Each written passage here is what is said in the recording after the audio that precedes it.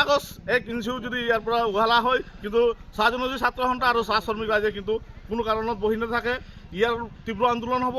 আজি আমি আজি আমাৰ সমূহ এটা আন্দোলনহে, কিন্তু আমি প্ৰতিদিনে আমি আন্দোলন কৰিম আৰু আমি চৰকাৰ আৰু আমি বাগিচা কৰ্তৃপক্ষক সকীয়াই দিব বিচাৰিছোঁ যে অতি শীঘ্ৰেই তেখেতলোকে যি বাগিচা উচ্ছেদ কৰিছে অতি শীঘ্ৰেই বাগিচা ৰোপণ কৰিবৰ কাৰণে আমি স্বাধীন ছাত্ৰ সন্থাই দাবী জনাইছোঁ।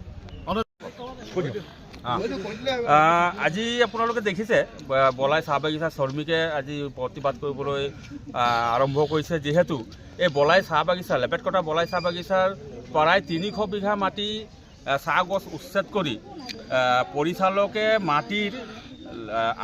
মাটি চৰকাৰক দিবলৈ ওলোৱাত গোটেই ৰাইজে জাঙুৰ খাই উঠিছে।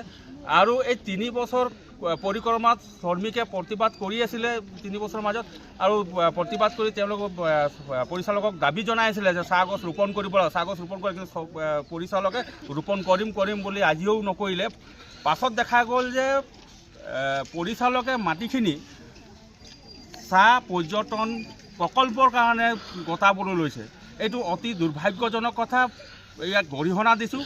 আৰু আমি কোম্পানী আৰু পৰিচালক আমি সকীয়াই দিছোঁ যে চাহ বাগিচাৰ চাহ গছ উচ্ছেদ কৰি যাতে কোনো ধৰণৰ প্ৰকল্প নহয়।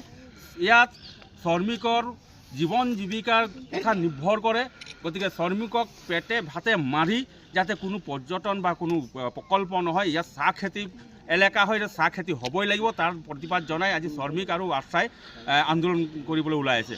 আৰু যদি এই কথা বেছি যদি গুৰুত্ব নিদিয়ে তেতিয়াহ'লে ধাৰা আমি সম্পাদিকা আৰু লগতে উপদেষ্টা তো আমাৰ বলাই চাহ বাগিচাত প্ৰথমতে আমাৰ গেছ কেৰকা হৈ গ'ল, তাতো 3300 বিঘা মাটি গ'ল। তো আমাৰ শ্ৰমিক তেতিয়াও আমাৰ ছাঁটাই হৈ গ'ল কৰ্মৰ পৰা। তো এতিয়াও মানে সেই মাটি লোৱাৰ পদ্ধতিটো এতিয়াও আমাৰ চলি আছে। তো আমাৰ বাগিচাৰ প্ৰথমতে আমি সেই মিটিং হৈছিলে বাগানত যে আমাৰ মানে এইটো কাৰ্যসূচী মেনেজাৰো ক'লে বাগানৰ যে আহি আমি এইটো পুলিহে ৰিপ্লান্টেশ্যন কৰিম বুলি, কিন্তু এতিয়া আমি দেখা পাইছোঁ 3 বছৰ উকলি গ'ল কিন্তু পুলি লগোৱা নাই। আৰু এতিয়া শুনিছোঁ যে কেবিনেট মানে সিদ্ধান্ত মতে যে আমাৰ ইয়াত পৰ্যটক বহিব বুলি। তো আমি সেইটো নাকচ কৰিছোঁ আৰু আমি কোনো পধ্যে হ'ব নিদিওঁ। লাগে আমি তাত মানে য'ত যাব লাগে আমি তাতলৈকে আমাৰ শ্ৰমিক যাব, আমিও যাম, কিন্তু আমি এইটো প্ৰকল্প কেতিয়াও হ'ব নিদিওঁ বুলি আমি আজি প্ৰস্তুতি দিছোঁ। ইমানে কৈছোঁ মই।